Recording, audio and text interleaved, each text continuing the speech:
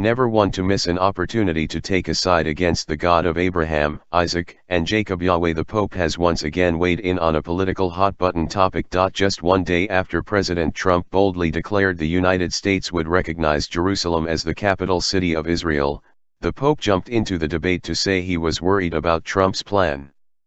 The Pope told thousands of people at his general audience, "I cannot keep quiet about my deep worry about the situation that has been created in the last few days."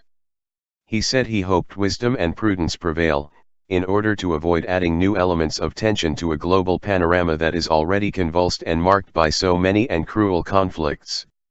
Way to go, Pontiff, at least you are consistent. You have never once taken a position backing Yahweh or Jesus, only the Muslims. At least we know where you stand. Read more, drug-fueled gay sex scandal rocks Vatican. Read more, Pope Francis, we must accept the rape and terror of migrants. Here are more details on the breaking story, from the New York Post. Pope Francis, speaking hours before U.S. President Donald Trump's announcement on Jerusalem, called on Wednesday for the city's status quo to be respected, saying new tension in the Middle East would further inflame world conflicts. Trump is due on Wednesday to recognize Jerusalem as Israel's capital and set in motion the relocation of the U.S. Embassy to the ancient city, senior U.S. officials said, a decision that upends decades of U.S. policy and risks fueling further violence in the Middle East. In an appeal at the end of his weekly general audience, Francis called for all to honor United Nations resolutions on the city, which is sacred to Jews, Christians, and Muslims.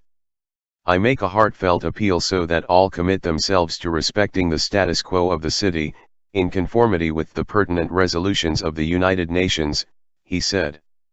The Vatican backs a two-state solution to the Palestinian-Israeli conflict, with both sides agreeing on the status of Jerusalem as part of the peace process. Palestinians want East Jerusalem as the capital of their future independent state, whereas Israel has declared the whole city to be its united and eternal capital. The Pope told thousands of people at his general audience, "I cannot keep quiet about my deep worry about the situation that has been created in the last few days." He said he hoped wisdom and prudence prevail, in order to avoid adding new elements of tension to a global panorama that is already convulsed and marked by so many and cruel conflicts. In 2012, the Vatican called for an internationally guaranteed special statute for Jerusalem, aimed at safeguarding the freedom of religion and of conscience, the identity and sacred character of Jerusalem as a holy city, and respect for, and freedom of, access to its holy places. Before making his public comments, Francis met privately with a group of Palestinians involved in interreligious dialogue with the Vatican.